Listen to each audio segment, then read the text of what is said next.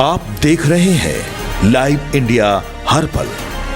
नमस्कार, आप सभी दर्शकों का लाइव इंडिया हर पल में स्वागत है। मैं हूं आपके साथ पूजा दुबे और बात करेंगे बिहार की, जहां पर बिहार के मुख्यमंत्री सम्राट चौधरी पटना में रविवार 19 अप्रैल को आयोजित एक प्रेस कॉन्फ्रेंस में विपक्षी दलों के परिवारवाद पर तीखा प्रहार करते हुए राजनीति के बंद दरवाजों को यहां पर हिलाकर रख दिया है। बता दें कि सम्राट चौधरी ने आज यहां पर सीधा सवाल दागा है और कहा है कि आखिर क्यों आरक्षण और यहां पर जो पूरी तस्वीर देखने को मिली है कि आखिर क्यों आरक्षण पर सियासी परिवारों की महिलाओं तक ही सीमित रह जाता है।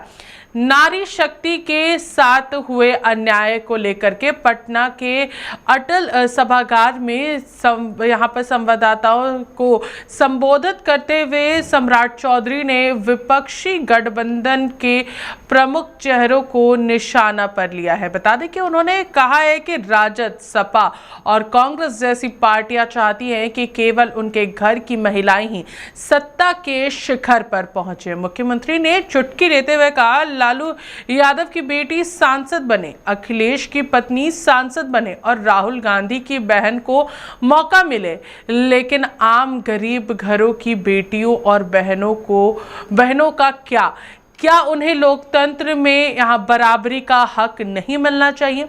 उन्होंने आरोप लगाया है नारी शक्ति वंदन अधिनियम के खिलाफ विरोध के पीछे विपक्ष की यही मंशा छुपी हुई थी। 272 महिला सांसदों का सपना मुख्यमंत्री ने विश्वास का रोड मैप साझा करते हुए बताया है कि प्रधानमंत्री नरेंद्र मोदी और गृह मंत्री अमित शाह इस बिल के जरिए देश की संसद की तस्वीर बदलना चाहते थे। सम्राट चौधरी के अनुसार अगर यह बिल पूरी तरीके से प्रभावी हो जाता तो देश में सांसदों की संख्या बढ़ करके 816 तक जा सकती थी और उसमें से 272 महिलाएं सांसद देश का नेतृत्व कर सकती थी। उन्होंने बिहार का उदाहरण देते हुए कहा है कि नीतीश कुमार के नेतृत्व में एनडीए सरकार ने 2006 में ही पंचायती राज में 50% आरक्षण दिया था, जिसका नतीजा है कि आज बिहार में 59% से ज्यादा महिलाएं चुनाव जीतकर प्रशासनिक कमान संभाल रही हैं। अब जनता मांगेगी जवाब। साफ तौर पर सम्राट चौधरी ने कांग्रेस, टीएमसी, डीएमके और राजद पर हमला बोलते हुए कहा है कि इन दलों का इतिहास हमेशा से आरक्षण विरोधी रहा है। उन्होंने याद दिलाया कि चाहे मंडल आयोग की सिफारिश हो या फिर दलित आदिवासी आरक्षण की बात, इन दलों ने हमेशा जोर अटकाया है। और साथ ही यहाँ पर सीएम ने घोषणा की है, अब एनडीए पूरे देश में अभियान चलाकर विपक्ष का असली चेहरा बेनकाब करेगी। सुनिए क्या कुछ कह रहे सम्राट चौधरी।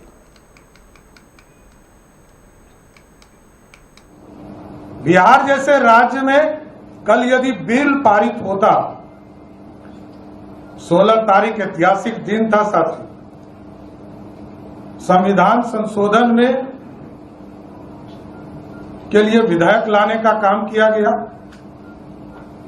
परिसीमन विधेयक आना था, केंद्र शासित प्रदेश कानून संशोधन आया, 3 बिल आने थे और तीनों का खिलाफ इन लोगों ने किया। ये स्पष्ट संदेश देता है कि आज यदि बिहार में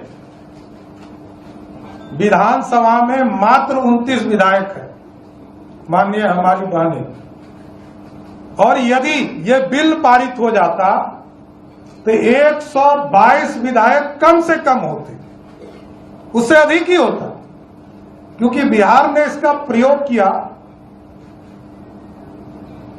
आदरणीय नीतीश कुमार जी और आदरणीय प्रधानमंत्री नरेंद्र मोदी जी लगातार महिलाओं को आगे बढ़ाने का काम कर रहे हैं।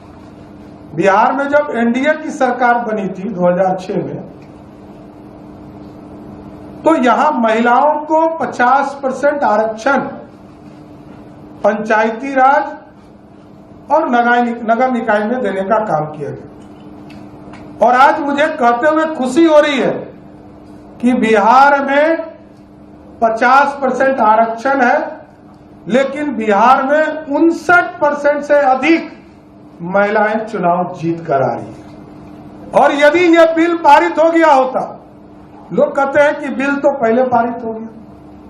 अरे हम तो एश्योर कर रहे थे, गारंटी दे रहे थे। नरेंद्र मोदी की सरकार एश्योरेंस दे रही थी, आदरणीय अमित शाह जी इंश्योरेंस दे रहे थे कि बिल के माध्यम से 543 सांसद के जगह पर 816 और इसको 850 तक बढ़ाने का प्रस्ताव था।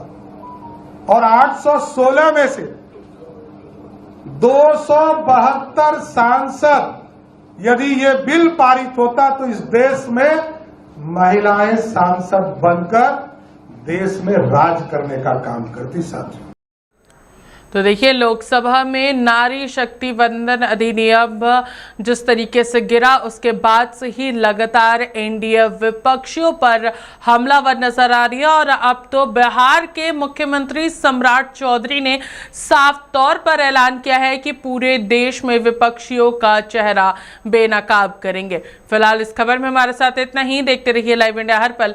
नमस्कार।